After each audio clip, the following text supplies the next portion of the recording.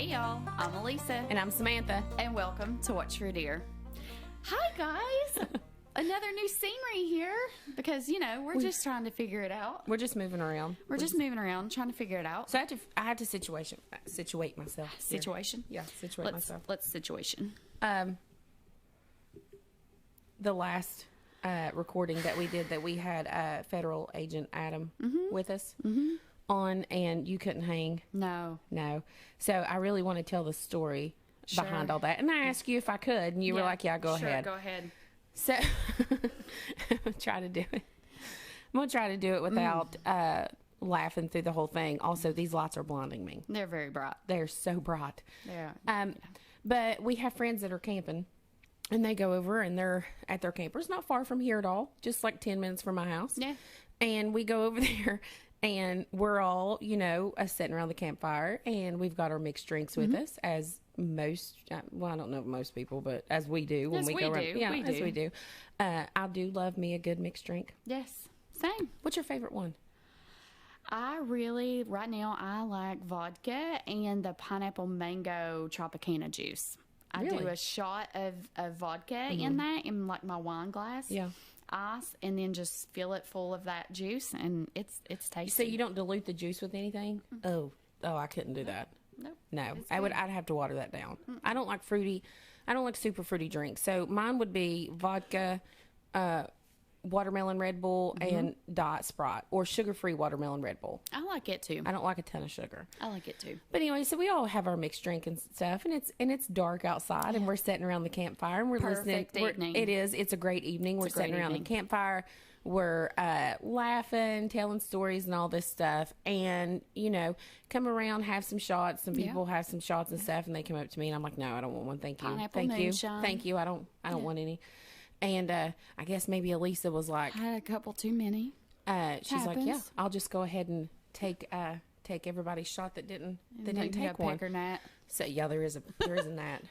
Anyways, what happens next can only be described as the downfall of Elisa. And I just want to say that normally I am a better judge of my alcohol consumption. However, apparently when you take Ozempic or semaglutide,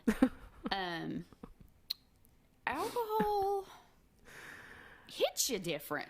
So it's a little different. She's sitting there and she's singing some of the songs, and she's just singing. Well, anyways, there's this one particular song that you sing all the time. You don't even have to be drunk to sing it. And it's a beautiful song. Traveling Soldier by the Dixie Chicks, or the Chicks now, I guess. Maybe it's the Dixie Chicks. They got woke and changed their name, but whatever, it's the Dixie Chicks. Absolutely. So I was like, you know what? She is pretty drunk, and I'm going to play this song because she's going to stand up. You're going to stand up. And so it's my jam. I hook up to the Bluetooth.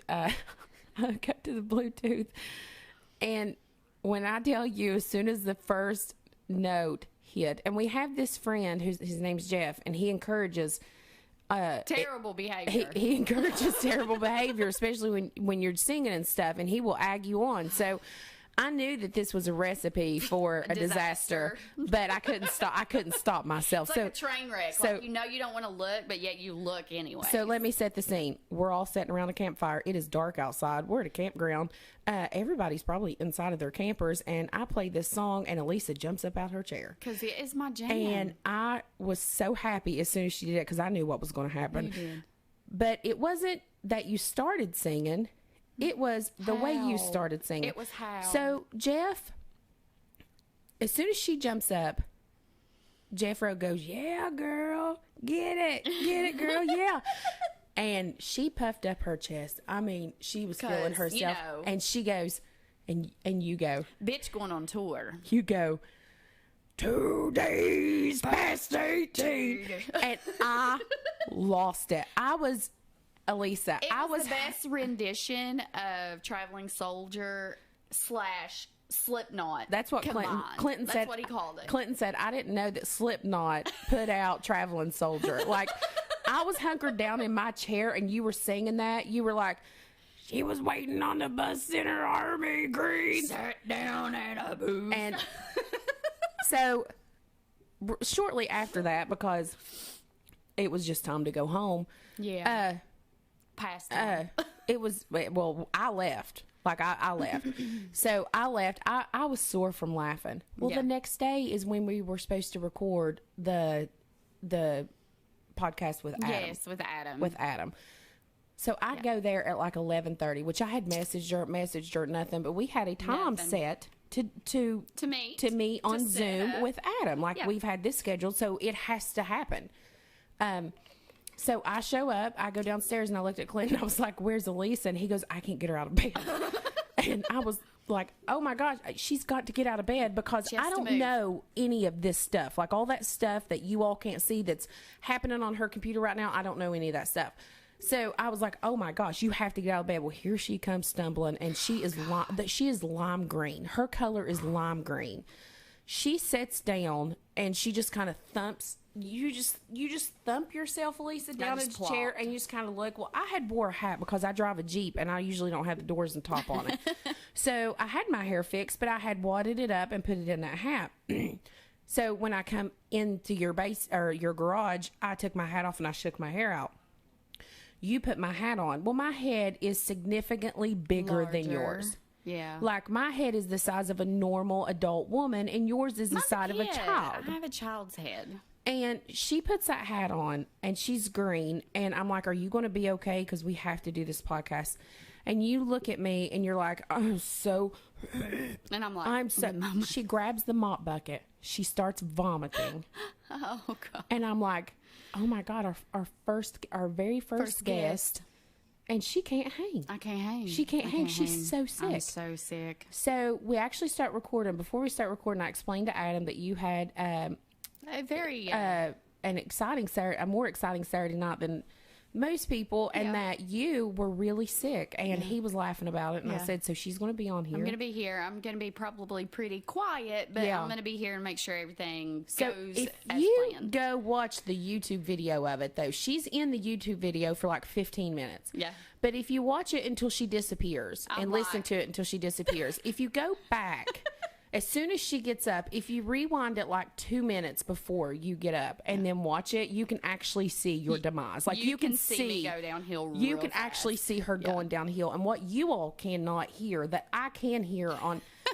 because these microphones are really good microphones, so you can only hear like what's in front of us. Yeah. I'm recording with Adam, and I can hear her vomiting in the background. In like our basement. But I shut the door, and I was like, I'm going to try to vomit quiet. So I'm like... And no... And then she never comes back on camera, but and Adam and I, we're doing a great job. Adam and I are friends. Excellent job. And we're talking about this, something, the Brian Schaefer thing, and I was super excited about doing it, and we just go on, and every now and then I get a glimpse of you, and you had made a pile in the floor. Like, you had pulled blankets up in the floor, and you were laying in the floor in front of me in the fetal position. Yeah, I didn't want to leave because I was afraid something would happen and she wouldn't know how to like continue. So, because Zoom cuts you off, so I was like, I gotta stay around. So I just curled up like we always do our intro. We never do this, like, we always do our intro because we always say that it's like podcast foreplay. Like, it gets us in the mood to do this podcast. Yeah. So when we were sitting there, Clinton was like mocking you, and he goes, "I'm Elisa, I'm Samantha." I had tears rolling down my face and Clinton's like, "Have you ever done that before?" And I'm like, "What? Drink and then not felt good the next day? Sure. Who's not had a hangover?" Right. He goes, "No, like what she's doing." I went, "No, never. I have never done that. I've never." She was sick for 24 hours, and not like, "Oh, I have a headache and the room spinning." I mean, like, hurling vomit. I was trying to drink some Gatorade while we were recording, and every time you take a sip, you puke in the mop. And I could not keep water down. I could not keep Gatorade. I really did. Like, I was trying not to. Like, I actually. Like, I really, truly did feel sorry for you, though. Sure. Like, I really did. Like, sure. And I hated it, and I knew that you were so excited about us having not only our first guest, but, a federal agent. It was our first video. Oh, and sis. It was our video premiere, and I screwed it up. Oh, honey, you look like hell. But, I mean, in that video, I go back, like... Oh, it's 2 minutes before you get up, and you can just see, like, your hands on your face, and you're kind of rubbing your face. I'm talking, and then I'm just kind of like... It's just your downfall. It's And just like your you downfall. just see, and then they're really deep in conversation and having a really good back and forth, and I'm like, yeah, this is my cue. And you just slip off. You I just slip the off. headphones off, and I'm like, peace, I'm out. So that was last weekend. This weekend we went to a bluegrass festival. It's here in West Virginia. Yes. It's called the Fly-In Festival, and let me tell you, I had Elisa. We only went Friday night. We had plans. So I went Friday and Saturday night. You couldn't go Saturday night, which was a bummer. But Friday night, honestly, was the best night for me because LRB was there. And I don't know if anybody listening listens to bluegrass. Yeah. It actually speaks to me. Oh, yeah. It speaks to me. And when I hear it... We're those Southern country girls, so we feel that bluegrass in our soul. Well, it's your hair. I mean, it's your heritage. It's like, in our blood. So if I hear bluegrass music, especially live bluegrass music, I have to get up and I have to do I like to call it the bluegrass little shuffle. Well, yeah. You know, Which you just we did. move your feet. You kind of move your feet and you clap your hands. You know, you have that and you have that going. And you and I, we locked arms. We do-si-doed a little bit. And then everybody, I go closer to the stage. Like I'm such a Lonesome River Band fan. If you've not listened to them, Mahala's House, Perfume, Powder, and Lead, Thunder and Lightning, just those songs are so great. Okay. But I'm down at the stage. My friend Rusty comes down there, and he's the lead singer of a band too. But he's not bluegrass. But my friend Rusty comes down there, and when I turn around, you all are gone. They're over with. The next band's coming on. I'm talking to this girl that she just come down there. And Rusty's like, let's go back to the tent, you know, where the VIP is. And I said, you think they'll let us in? Because there's all kinds, you know, it's a festival. All the bluegrass players are back there. And he was like, yeah, they'll let us in. They'll let us in. Come on, Sammy, I'll get you back in. And I was like, okay. So one of the players that's on LRB, on Lonesome River Band, Sammy Scheller, like I'm such a fan of his. And I always see LRB when they come to town, but I've never got to meet him before. Yeah. And so Sammy's standing there, and I'm dying to meet. I am dying to meet him. And here comes my friend Tim, who coordinates all this. He does all of it, and he's an amazing bass player. Yeah. And he comes over there. And he was like, hey, Sam, and he knows how I feel about Lonesome River Band. Like, he's actually mentioned it before, like on stage, like before they've got out there. And he was like, Sammy, you know, and all this stuff. And my face will turn red. But I've not got to meet him. Well, anyways.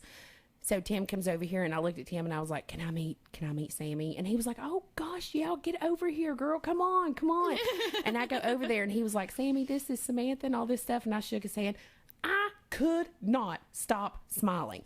Elisa, I was like, I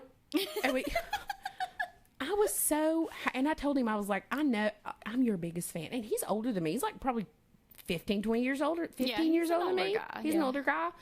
And he's the best shoes. They're like ostrich boots. And it was the best time. I just had the best time back there with all of them. I mean, just imagine getting to meet some people that you really are a fan of. Like, you know, like some people like rock bands and stuff. Yeah. And sure I do, but like I was. Yeah. It was a good weekend. It was so nice. It was so nice. Yeah. I had the best weekend ever, and I got to meet Jimmy Miller. It was amazing. And it was amazing. Yeah, and I'm good today. You know, didn't consume any alcohol. So. Today? Huh? Did you say you didn't I said I'm good today. I didn't consume any alcohol this weekend. No, you did not. You're still... I am still... we are still hydrating. We are still recovering. I'm not recovering. I didn't get drunk. I am still recovering. But so I brought these. These are the earrings. Well, I actually had them on because I love these earrings. My grandma bought them for me forever ago. And so in the pictures back there in the VIP tent with the bandmates and all this stuff... when I got home excuse me. When I got home that night and went to take my jewelry off and change into my pajamas, I had one earring and my heart sank. Aww. It sank. I had one earring, and I went back and I looked at the pictures of me with Sammy and only had one earring in. So now my heart's broken because I've lost my earrings that my grandma got. And Sammy probably thought I was an idiot. Like, he was like, who is this girl here with one gold hoop? But I figured when we were breaking it down to the bluegrass, you know, when we were breaking it down, So I texted, because we didn't stay over there, but some of my friends camped. I texted my friend Alan, and I was like, Alan, please go down there where we were dancing. Look for my earring. You know, it's a really expensive earring, and my grandma bought it for me. And he said that he walked down there. He literally walked down there, looked down, there it was, picked it up, took a picture of it. He stuck it in his nose like a nose ring. He stuck it in his nose like a bull. And he was like, found your earring. He sent me a picture. He's like, found your earring, Sammy. I was so happy. But yeah, I danced so hard, I danced my earrings out of my ear. You know it's a good time when you dance plumb out of your jewelry. I danced out of my jewelry. You danced out of your jewelry. It's a good time. I danced out of my shoes too. I was barefoot. I had grass stains. You can't dance no, you can't. to bluegrass with your shoes on. You can't. You have to take them off because you have to do that little foot shuffle. You have to do the little foot shuffle. You have to climb. No, dancing. So that's our weekend in a nutshell. That's the last 2 weeks. We didn't tell you. Yeah. Oh yeah. Well, yeah. That was I'm going to the zoo this Saturday. Yeah. I'm so excited. Yeah, we're going to a zoo trip this Saturday. A bunch of us are going. So we'll have another. I mean, anytime we get together, there's always stories to be told. So yeah, and we're a close group of friends. There's not a whole lot of stuff that we don't do together. No. So enough chit chat. So we are going to finish talking about a couple episodes back. We talked about H.H. Holmes, Herman Mudgett. Yes. He was the guy who had built the murder castle in Chicago and was killing several people. And we had mentioned that it was kind of going to be not really a two-parter, but more like a little mini-series. We're going to tie some things together. So today we're going to talk about the second part. So is this just the second part? So it's not like the end. There's going to be another part? I mean, it's part of the end, but it's also going to transition to something else. So I don't know why you just keep on just giving us little baby parts. Like we just want all of it. Also, have you noticed that I painted my nails and I'm doing better at it? They're long. My nails are ratchet. Listen, I'm telling you, it is ridiculous to get your nails done anymore. The cost is ridiculous. It is very expensive. I'm figuring it out on my own. Yeah. I'm just telling you. Yeah, dip powder. That's what I do. No, I just paint them.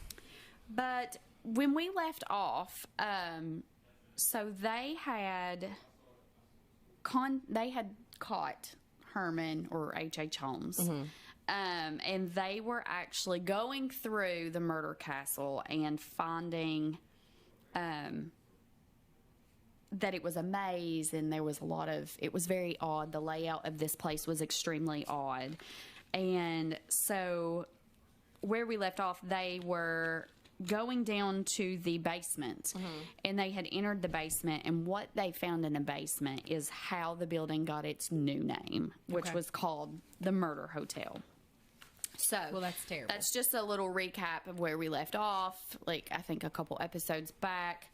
So, part 2, or our second story here. July 19th of 1895, police had entered the basement of the mansion. Upon entering, they discovered numerous items that had been used for torture, along with an extensive amount of damning evidence of murder.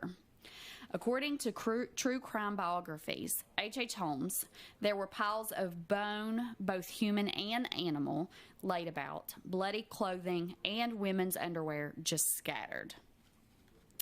One of the most chilling items was a large wooden dissection table that was just laying there that was soaked with dried blood. By the amount of blood, it had been used many times. Dry blood, like it was just. It soaks into the wood. It wasn't wet anymore. Right, that's what you're saying. It's just literally. So it had been maybe a while since he killed anybody. Well, he had murdered so many people on this dissection table that the wood had been literally soaked with blood. Yeah, but it was dry. Yeah. Well, it takes a while for wood to dry out, though. What I'm saying is it's been a while since he'd murdered anybody. I don't know. By the next day, the media had sensationalized what had been found in the building. Reports of missing people had begun to bombard the police department, along with a list of people who seemingly had disappeared while visiting the World Fair. Now, Holmes ends up confessing to a total of 27 murders in total, and he writes out his confession to be published in the Philadelphia Inquirer. However, it would later be confirmed that 5 of those 27 were found alive and well. So Where were they found? he's a bullshitter. Where were they found? They just ended up tracking these people down. They're like, nah, I'm good. Like, and they're thinking there's a lot of people that he had come in contact with. That he actually didn't even That he capture? didn't really murder. That probably narrowly escaped, being kidnapped, or because keep in mind he used to gas, he would chloroform these people and drug them, and then once they were passed out, he would go ahead and kill them. Oh, okay. Holmes was a master manipulator, and we can't know exactly how many people he killed. He was so confident and so charismatic, unattached, and unemotional. He's literally the boldest definition of a psychopath. Now, this can be read in the book Confessions of the Serial Killer H.H. Holmes, and inside this book, he details each individual murder.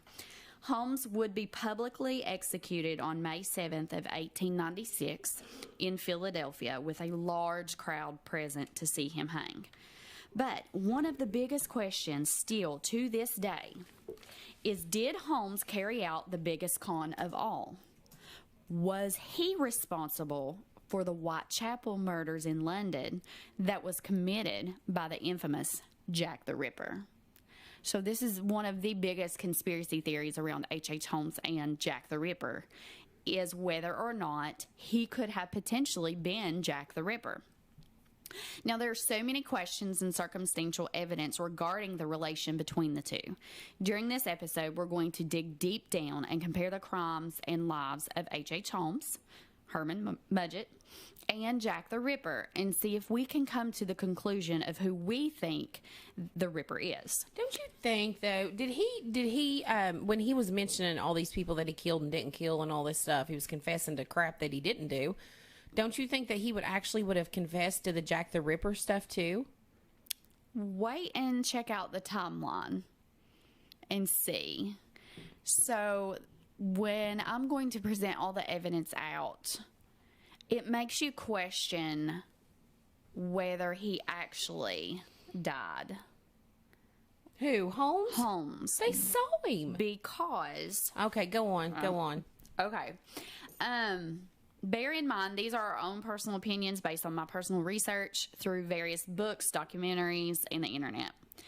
Now, I do find it ironic that after the hanging of H.H. Holmes on May 7th of 1896, it would be 3 months later that the first murder in Whitechapel would be committed. You think he did it as a ghost? He's dead. I don't think he did it as a So, ghost. did you pull this one like out of your hind on your own, or did somebody else think this also? It's a common theory.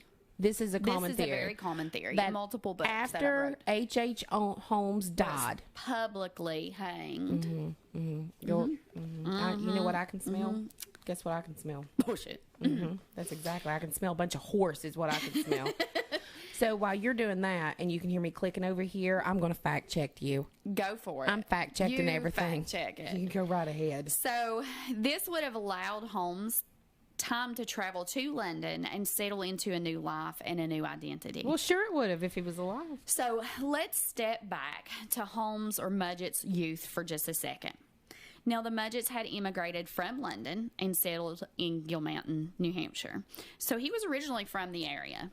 Now, during his youth, there were several suspicious deaths involving children, a few by drowning and even some by poisoning. Now, Mudgett had studied under Dr. Wright, which we talked about when he was a young adult. Could he have obtained the poison to kill? Absolutely. He had access to chloroform and drugs where he was, being mentored under this doctor. He absolutely had access to those drugs. His own 4-year-old cousin was found dead by drowning when he was about 12, 15 years old. Did Holmes begin killing at an early age? if he did, then we can clearly see an evolution of his MO throughout his entire life. This would account for the drastic differences between Holmes in America and the Ripper killings in London. Okay. He was an experienced con man, so it would not be so strange to think that he would completely change his style of murder.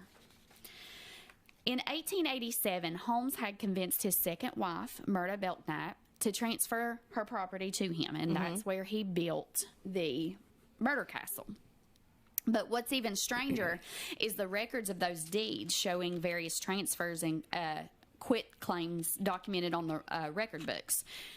So really what happens is there's documented proof of him. He's a con man, and he's running these cons. And, you know, when you buy or purchase property or do any kind of transaction like that, there is a record of that. Yeah, they got, you've got it. Oh, yeah, you have to pay your taxes, because God forbid you pay taxes once and not have to pay them every year to own something, because that's horse. Right. There's a lot of these transfers going back and forth, back and forth, back and forth, and then there's nothing. They just stop. When did they stop? About the time he died? They just stop. Elisa. Hold on. I mean, hold on. Okay. So he's consistently running some kind of scheme for monetary or material gain. And when I mean material gain, I mean bodies to sell, to strip the flesh off of, bleach the bone, articulate, and sell to schools or doctors or practicing physicians. There's a gap in the records from July of 1888 to 1889 in which there are no records at all. It just abruptly stops. Is it because he's dead, Elisa?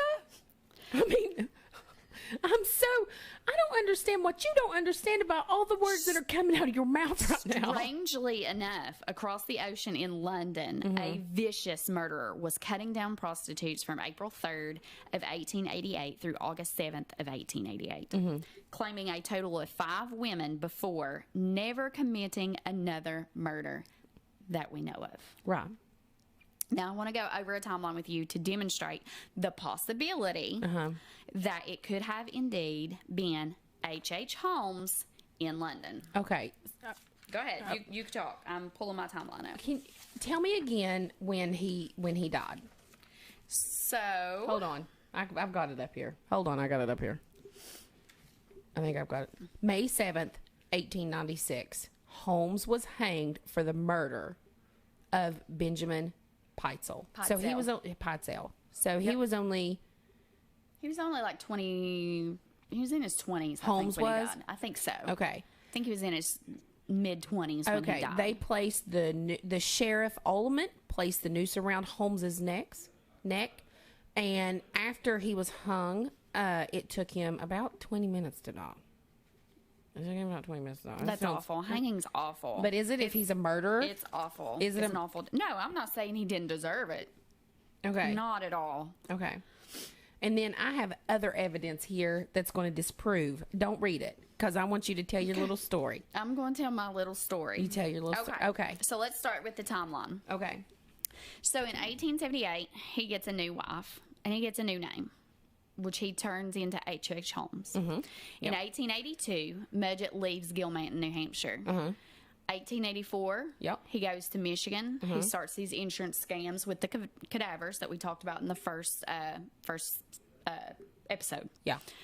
In 1885, he moves to Chicago. 1887, he married Myrta. Now, keep in mind, this guy's still married. He receives the deed to the murder castle from Myrta. And this is when all these records stop, like when he's buying this murder castle. So he's transferring deeds, doing his scheme.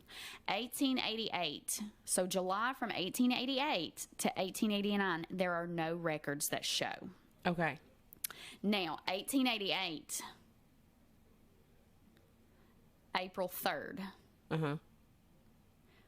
Could have potentially been the first Whitechapel murder, which was Emma Smith. Over in London. In London. Now, some people want to contribute Emma's murder to him. Some people say it wasn't his first victim.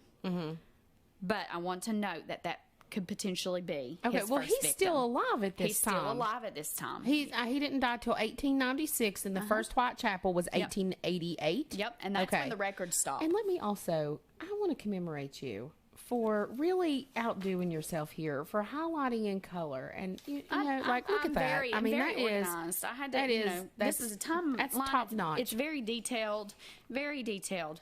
So at the time the records just stop, he's still alive. So he's not dead, smarty pants. Okay, he is not dead. No, he's not dead. He is not dead. Oh, this thing just stopped. No, it didn't. No, it didn't. Okay. So, in August 7th of 1888, Mary Tabram, who is a prostitute, she was stabbed to death. That's here. No, this is still over in Whitechapel. Okay. They don't contribute this murder to him as well. But some think that this could have been his actual second victim. Okay. August 31st, 1888, is Ripper's very first victim, Marianne Nichols. She was found on Bucks Row in Whitechapel.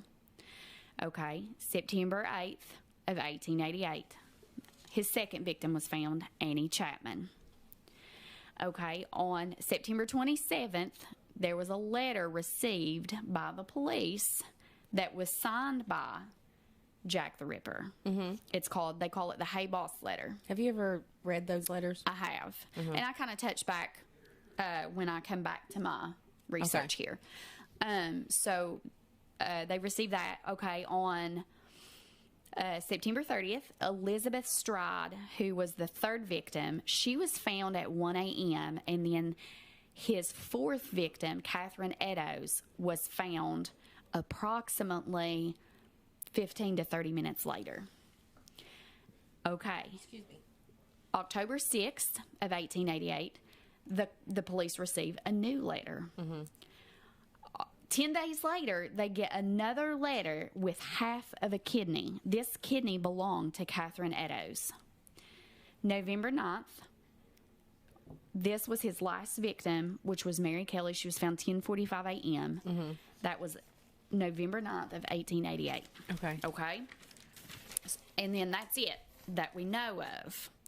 But now, on January 1st of 1889, the construction of the murder castle starts back in America. Okay. Okay, so you have all these murders over in Whitechapel. Yeah. They stop. Okay. Potentially. They stop. Okay.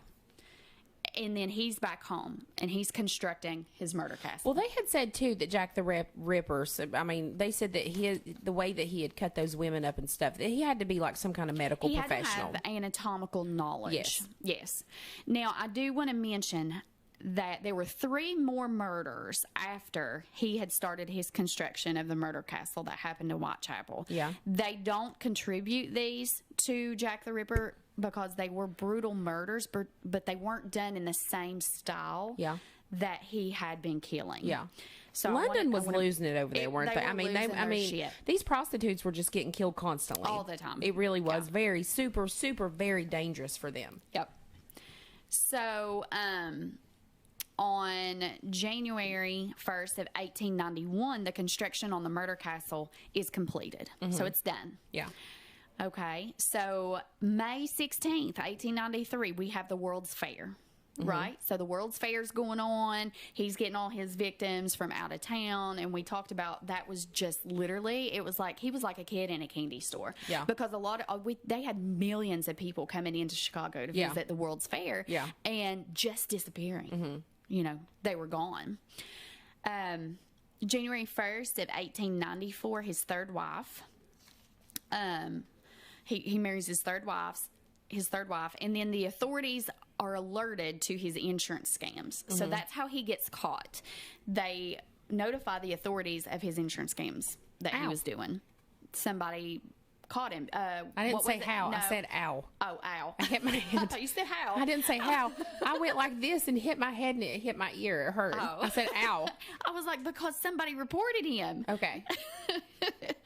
So, March 9th of 1896, Holmes is sentenced for his crimes. Right. And on May 7th of 1896, he is hanged. Okay. That's my timeline. That is why. Well, first of it's all, he's very- hung. He's not hanged. Well, He's hung. they hung him up. Well, sure, he could be Jack the Ripper. The way you said it at the beginning, though, it was like he did it after he Oh died. no. Well, That's why I sat down and went with this timeline. oh, well, sure, he could have been Jack the Ripper. I Absolutely. thought you were saying because right here I had pulled up in 2017, archaeologists exhumed Holmes's body. Yes. Do you talk about this? No. Okay. From Holy Cross Cemetery in Delaware County, Pennsylvania. DNA testing confirmed that the remains were indeed those of H.H. Holmes. His great-great-grandson, Jeff Mudgett, had long believed that Holmes faked his death and escaped the hangman's noose, leading to an intriguing conspiracy theory. So what I was thinking is when I read that, I was like... he faked his death and then come back. Yeah, but... When you look at the timeline of all the events... It all happened before he died. Exactly. 100%. Well, what conspiracy theory are they thinking here? Let's kind of go in. Let's kind of dive into why and how we think that this could potentially be the one and the same. Okay. So, number one, Holmes adored London so much that he had a residence there. Okay. He was born in London. He traveled to London. When you look at the timeline, it proposes the next question. Did Holmes travel to London, commit the murders, only to return to his now completed murder castle to continue his spree? There's documented proof that in 1888, he did rent accommodations in the center of Whitechapel under the H.H. Holmes names. Holmes had used over 36 aliases in his lifetime. So even though they weren't able to find an actual ship manifest with his name on it, that does not mean that he did not sail there, because things were so much different than they are now with TSA and, you know, Judy chopping your sushi chop and things like that. Yeah. Holmes' first wife, Clara Levering, her bedridden great-grandmother's name is listed as a passenger on the RMS Servia as traveling from New York to Liverpool on June 18th of 1887. That was 41 weeks prior to the very first Ripper murder. She was not listed to return to the U.S., but she died in Loudon, New Hampshire, in the U.S. on January 22nd of 1890. He was a con man. It's very possible he could have went under her grandmother's name. Do you think that he actually went full dress up too? I think absolutely. He was extremely good at being a con man. You think he dressed up as an old man or an old woman? He was so good at being a con man. Could you imagine? Not above him to do that. Absolutely. Could you imagine being on that boat? Did they take a boat? Surely they had to take a boat. Yeah. They didn't take a freaking plane, did they? So could you imagine being on that boat back in 1890, whatever, and then looking beside of you and being like, God almighty, that woman's ugly. And be like, oh, gosh, she is ugly. Grandma, Granny is ugly. But, you know, he owned properties in Why London. does Granny have a full beard? Well, I'm sure he shaved his mustache. But what if he didn't? I mean, I'm no judgment here, because we all know that once you get older, you get them little straight hairs. Full mustache. I'm just saying. No, I'm talking about for him. That'd be funny, wouldn't it? Like, oh my God, that woman's ugly. Oh God. So even though he had owned properties in London, it would have been less sus to be a female. You know what I mean? Like that would have not raised. It wouldn't. I feel like it would have raised all kinds of eyebrows if you have a man in a full beard and a moo-moo. I'm sure he. Full beard and a moo-moo. I'd be like, what in the hell? You know what? Oh, she's uglier than hell. She is uglier than hell. But now we have to keep in mind, too, that Holmes preferred to control his victims, and all the Ripper victims were found with bruising on their jaw or their cheeks, indicating that the murderer had grasped them aggressively by the face and then slit their throat. So what we're saying is, when they found the Ripper victims, they had been grabbed by the cheek and by the jaw like this. Obviously, if you're coming from behind somebody and you're going to grab them, pull them up like this and slit. You know what I mean? Why would you even just play that out like that? Why would you be, I mean, I can imagine it. You didn't have to show it to me. I just felt like this is a visual podcast that we just need to, visual demonstrations just really hit home. No, go ahead. Okay. So now Holmes also preferred to, he would use a cloth with chloroform, and place it over their mouth until they were unconscious. Yeah. So it's pretty similar. Now, from April 1888 to February of 1891, a total of 11 women were brutally murdered in what was called the Whitechapel district. So sorry. Sorry. What? Oh, no. Where did this come from? I just started thinking about how ugly the grandma was. Oh my God, you're still hung up on him. It's like an image of them all on a deck on this old boat with all this, splinter wood on your feet and stuff. And you're standing there with your kids and they're like, pulling on this shirt and stuff. They're like, Mom, what's wrong with that granny? Just let it go. Just go ahead. I'll stop. I'll stop. Just let it go. Let it go, Sam. Now, you're so funny. 5 of those murders, so we said 11, only 5 of those were actually linked to the Ripper killings. You are dead right now. You are dead. I'm just trying to compose myself. I just can't imagine. I bet that was shocking. I mean, he wasn't a super large man, though. Do you think he carried he wasn't like Clinton or like Jeff? Do you think he carried like a big purse with him, like a big grandma purse? Probably. I hope so. I mean, he had to have some luggage. But please continue. I'm going to compose myself. So, the 5 ladies that were actually linked to the Ripper killings were Mary Ann Nichols, Annie Chapman, Elizabeth Stride, Catherine Eddowes, and Mary Jane Kelly. So Mary Ann Nichols was discovered around 3:40 a.m. Her throat was severed by 2 very deep cuts, which one had severed all the way down to her vertebrae. Oh. So think how he almost cut her head off. Decapitated her. Her vagina was stabbed twice, and the lower part of her abdomen. You're like, you went. Sorry. The lower part of her abdomen was partly ripped open, causing her insides to protrude. No organs were missing. 1 week later, Annie Chapman was found around 6 a.m. Her throat was also severed by 2 very deep cuts. Her abdomen was also cut completely open, and a section of her flesh was laid up on her left shoulder, and another section of flesh, along with her intestines, were placed above her right shoulder. So he literally disemboweled this lady. Her uterus and sections of her bladder and her vagina had been removed and were missing. He took her. He took her, JJ. Why would he take her muck? I don't know. That's disgusting. Actually, the reason they thought that he took their uterus was that H.H. Holmes had actually been working on a youth serum. That's why they think it could potentially be connected. There's a pecker gnat flying all over you. Pecker gnats and missing vaginas. This show's got it all. That's awful, though. That's awful. Yes. I mean, just absolutely just destroyed. Now, Elizabeth Stride and Catherine Eddowes were both killed on September of 1888 in the early morning hours. Stride was found around 1 a.m. with 1 cut across her throat that had severed her carotid artery and her trachea. Note that compared to the past 2 murders that had 2 deep cuts, I think that he had now perfected the slash. So I think the reason that the 2 prior was maybe they were struggling and they couldn't get a good grip. So that's why it took 2 slashes to actually, murder him. Okay. No other trauma was found on her body, which leads the authorities to think that either A, it had not been Ripper who killed her, which I do not think that's what it is. I think it's B. He was actually interrupted, which was most likely. Amen.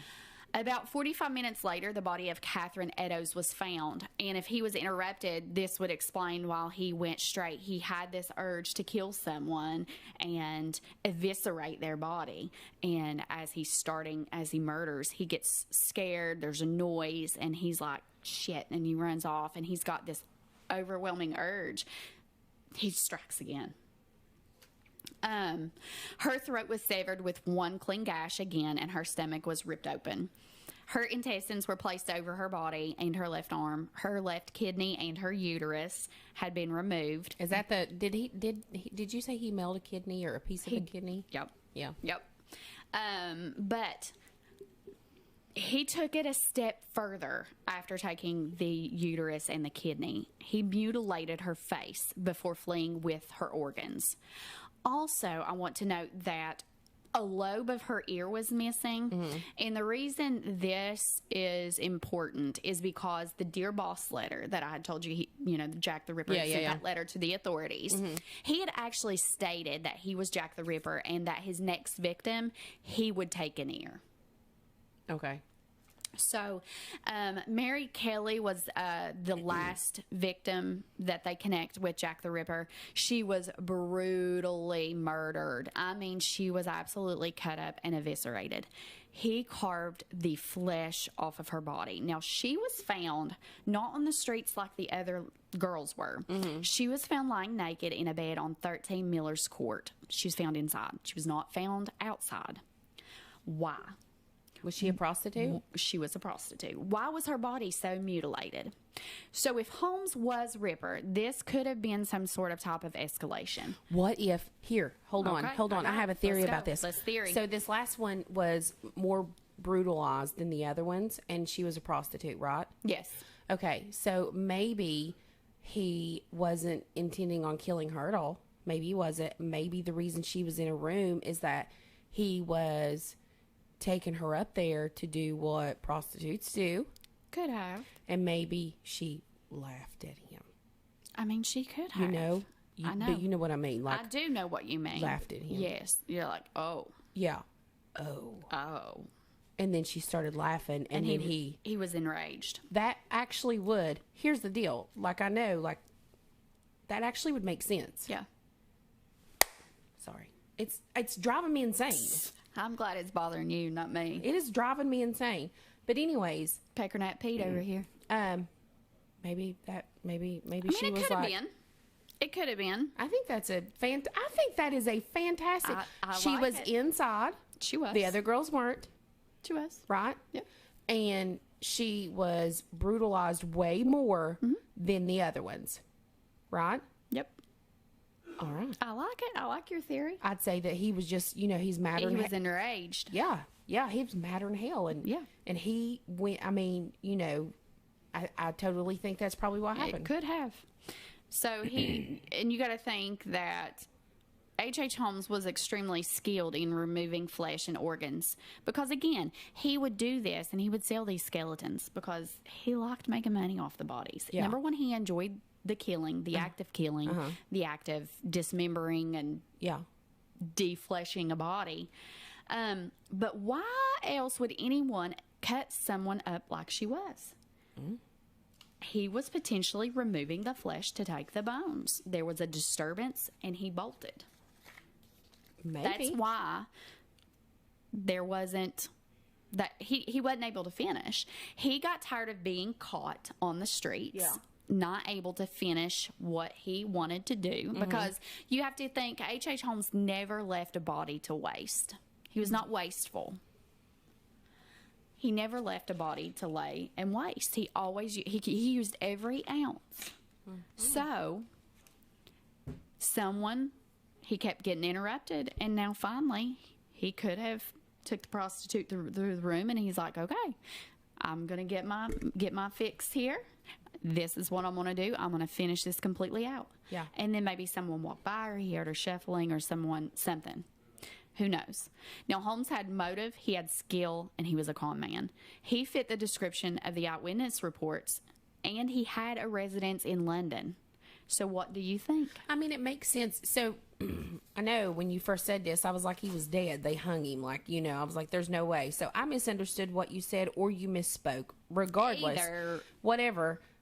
He was alive during this time. If everything stopped over here, he's over there. Did they ever compare handwritings to him? Have you done that? They have, yeah. They have what compared did they, it.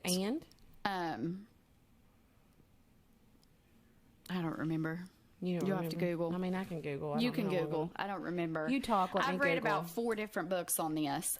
You Google. Oh. So another theory, and I just want to bring this up because I found this fascinating. I had not personally heard this theory myself, so I did want to just pop it out, and I just thought it was a cool, different angle. So another potential suspect was actually Jill the Ripper. So it has What? actually, I'd not heard this, so I was like, wait, do tell. So I got this one out of a book, and yeah, it's a female. Her name is Mary Eleanor Percy. They believe that she was actually the Whitechapel Ripper. Mary Percy was a scorned lover and was accused and hanged on the murder of Miss Phoebe Styles Hogg.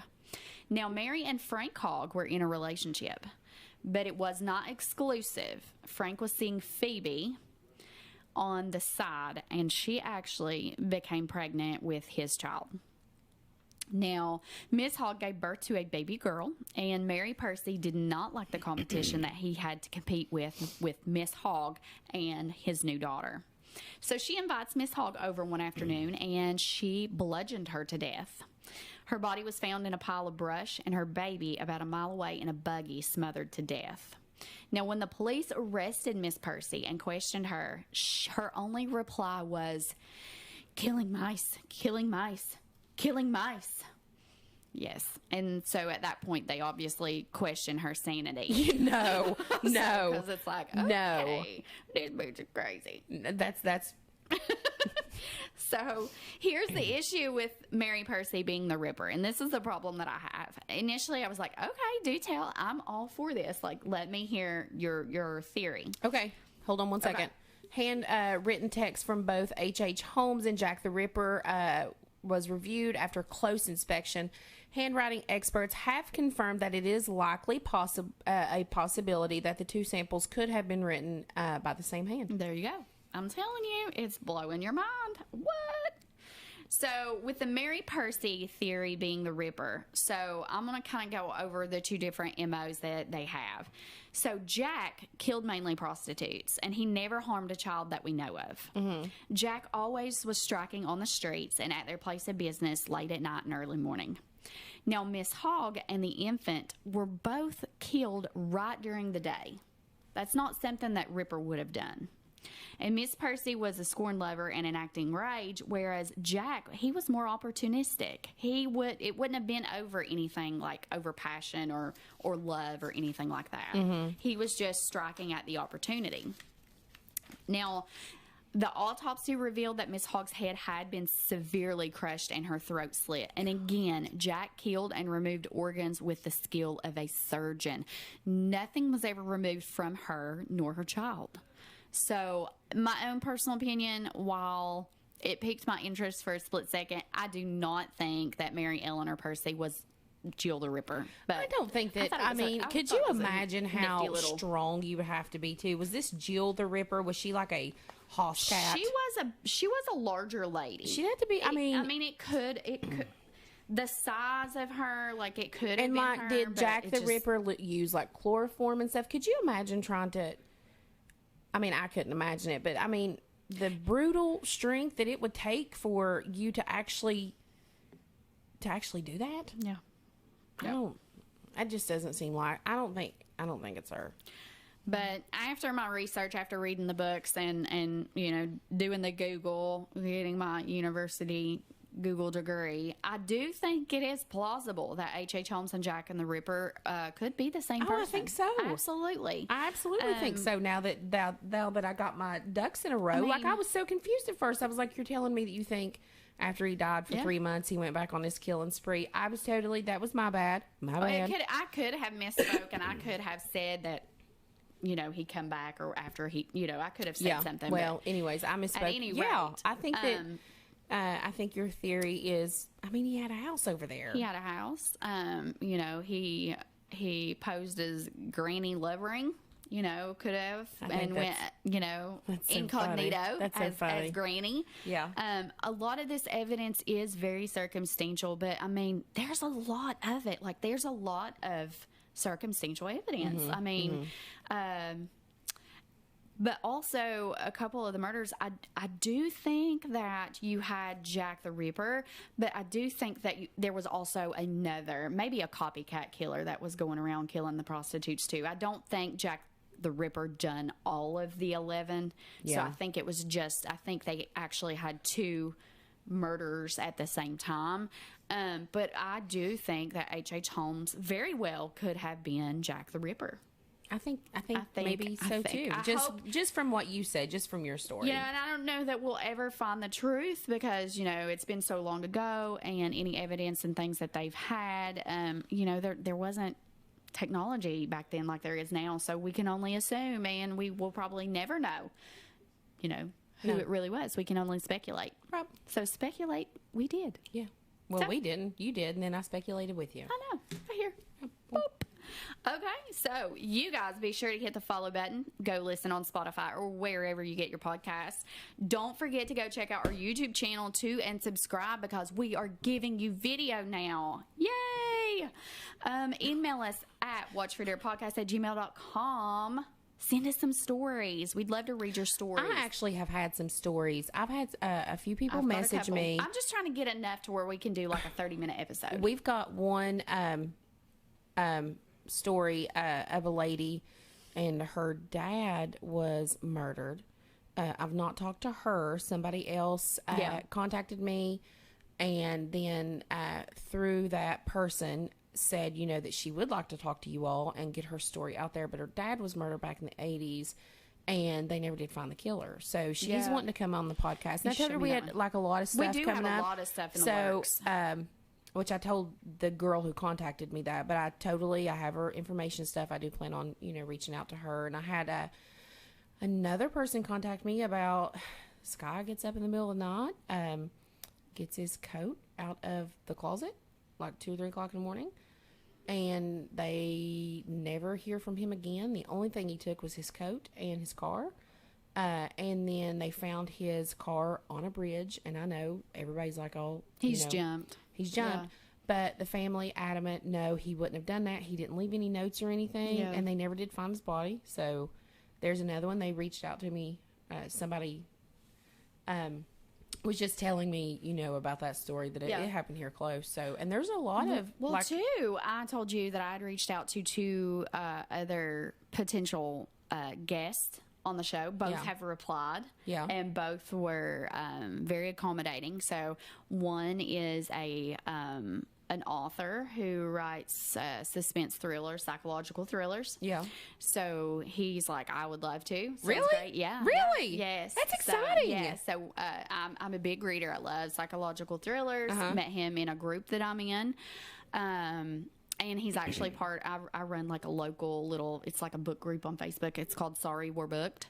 And he's in our group. Okay. So, and I was like, you know, it would help promote him. You know, he's an up and coming, and I've read 2 of his books, and they're excellent. They're excellent. And we have something exciting coming up this week. This week, right? Yes, we have if everything goes well. Yeah. So we're giving a story. Yes. To a couple of sassholes. Yes. We're giving a story to a couple of sassholes. We're gonna collaborate. But that won't be on our podcast. No, we'll share their link. We are the guests on their podcast. Yes, we're the guests on their podcast. We're going to come on and we're going to do a very well-known local story. I'm not going to spill the tea on that. No. We're going to do a very well-known local story.